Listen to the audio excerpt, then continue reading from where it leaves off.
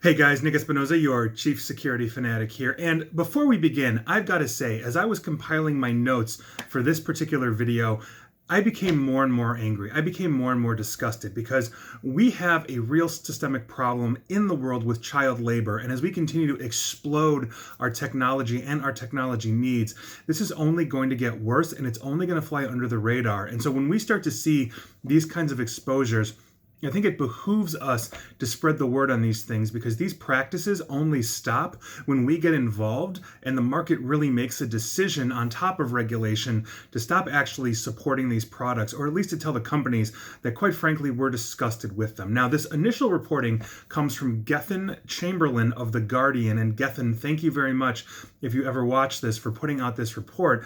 But apparently leaked documents show children as young as 16 recruited by an Amazon supplier to work grueling and illegal hours. Now, a lot of this is verbatim from Gethin because I think it's just wonderful reporting. And I quote, "Hundreds of school children have been drafted in to make Amazon's Alexa devices in China as part of a controversial and often illegal attempt to meet production targets," documents seen by The Guardian reveal. Interviews with workers and leaked documents from Amazon's supplier Foxconn, and we will be getting to them, show that many of the children have been required to work nights and overtime to produce the smart speaker devices in breach of Chinese labor laws.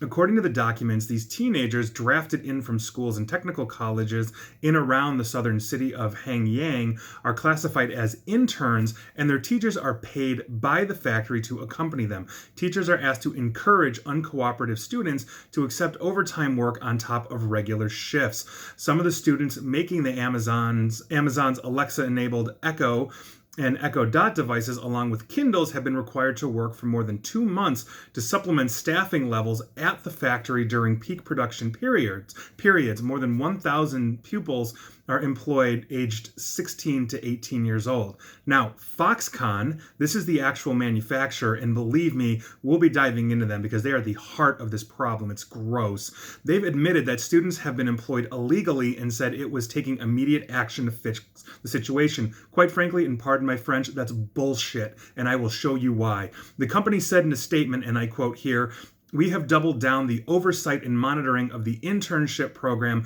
with each relevant partner school to ensure that, under no circumstances, will interns be allowed to work overtime or nights. There have been instances in the past where lax oversight on the part of local management team has allowed this to happen, and while the impacted interns were paid the additional wages associated with these shifts, this is not acceptable, and we have taken immediate steps to ensure that this will not be repeated." This is a complete lie, and I will tell you why this is a lie, because I found records going back almost a decade on Foxconn, and it is absolutely disgusting. From the New York Post, November 21st, 2017, the headline from the New York Post: "Apple has been using teen labor to assemble the iPhone X. Guess who their supplier was?"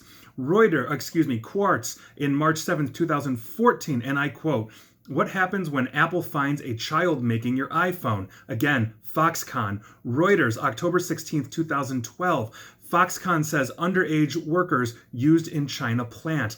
And on and on. Not to mention the fact that they are working in such grueling conditions that we have seen multiple suicides at Foxconn plants by employees, as going back as far as 2007, from what I could find. On June 18th of 2007, a 19-year-old male hanged himself in the bathroom there.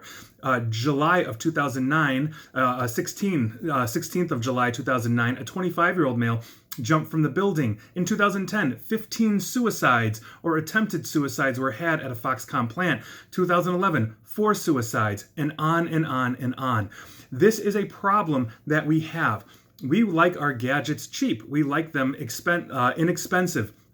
We want more of them. We produce and want things year after year. We all know at least one person in our life that always has to have the latest iPhone or the latest gadget or the latest this, myself included. I am one of these people that likes new technology, and so I share the blame here. But when we literally have this kind of thing going on, and we literally have all the way back to 2007 with the suicide in Foxconn, so that's 12 years plus about 7 years of reporting on child labor, and we are still having this today, that is completely unacceptable. It is disgusting. And quite frankly, I am annoyed with Amazon and Apple in this case, but I'm they're not alone in this. There are others that use Foxconn. They're one of the largest manufacturers on the planet of technological gadgets. And it's time that we take Foxconn to task. It's time that we look at this and we say, you know what? We are producing everything in China and out of Asia. They have a massive population and a workforce that can handle this.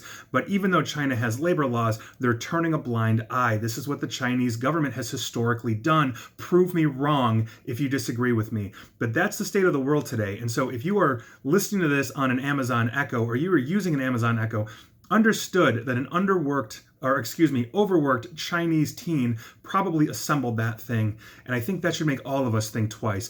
I'm really, really not a fan of this at all, if you couldn't tell. And so that is your news of the day. And please like, share, follow me here on Facebook and Twitter at NickAESP, and subscribe to me at YouTube if you want more of this content, usually more relaxed and upbeat. But today, no, not at all. And please stay safe and stay online. Thanks, guys.